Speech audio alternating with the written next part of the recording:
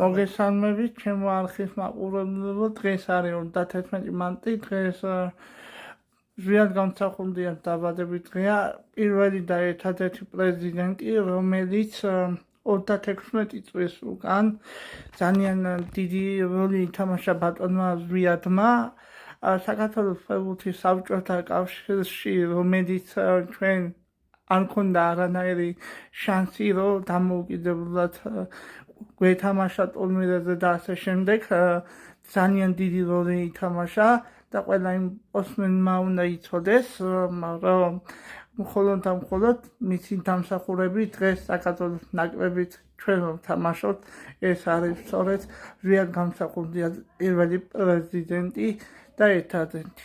ეხლა რა შეეხება, მე მინდა გითხრათ შემდეგ თემა, შემდეგ რა შეეხება დღეს თბილისის დროის სპორტი პირველი არხის შემოგთავაზა სადღაც 25 წუთში საქართველოს მარტას თამაშს, რომელიც საქართველოს ნაკრებს ლატვიასთან ძალიან გააქტივებულს ველოდით, მაგრამ ესე არ მოხდა, ერთი მორჩა და საერთო ჯამში 6 ქულა გვაქვს ჯგუფურ ეტაპზე, სოფლის ევროპის შესარჩევ ეტაპზე ასე გამოიყურება შედეგები გერმანიამ, რომელიც მეორე პოზიციაზე 15 ქულა დააგროვა და ძალიან რთულია იმის შანსი და იმის ალბათობა, რომ საქართველოს ნაკრებს რამე შანსი დარჩეს, თუმცა დღეს მოგების შემთხვევაში 6 ქულა იქნება ჩამორჩენა საქართველოს და გერმანიას შორის. საქართველოს მეორე პოზიციიდანაც კი შესაძლოა გავიდეს ევროპის ჩემპიონატზე ზედიზედ უკვე მესამედ.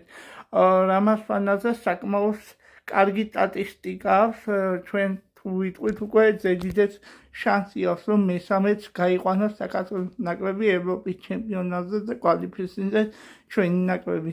რა შეეხება, რამოდენიმე დებიუტანტი ფეხბურთელები იყვნენ და რამოდენიმე ახალგაზრდას მიეცა შანსი, რომ თავისი კარიერაში დაამტკიცოს როგორც ფეხბურთელი და სპორტსმენმა თავისი მონაცემები და ასე შემდეგ. ეხლა რა შეეხება, მოკლედ დღევანდელ შეხვედრას, ჩვენ დღევანდელ შეხვედრაში მხოლოდ და მხოლოდ წარმატების შემთხვევაში 3 ქულა გვჭირდება უეჭველი, რადგან საქართველოს ნაკრებს რამოდენიმე მატჩი აქვს დარჩენილი, 4 მატჩი. ამ მატჩი ჩათვლი დღეს საქართველოს ნაკრების მოგების შემთხვევაში 9 ქულა დააგროვებს. თუ მოგწონს ვიდეო, დალაიქეთ, გამოიწერეთ, გააზიარეთ მაქსიმალურად.